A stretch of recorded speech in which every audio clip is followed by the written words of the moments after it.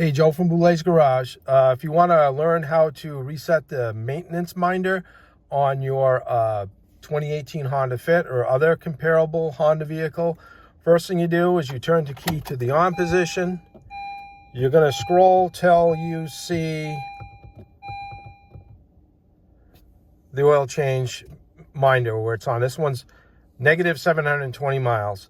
So what you're going to do is turn the key back off. Go to this knob up here on the top. Key's completely off. Turn the key to the on position, not running.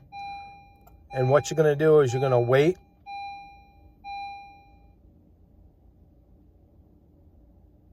You're holding down on that button while you're waiting. After about 15-20 seconds, release your finger and repress it on there. Keep holding.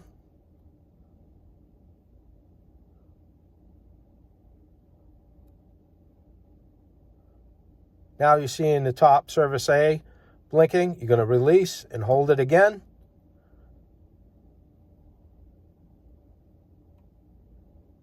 Wait. There you go. At 100%.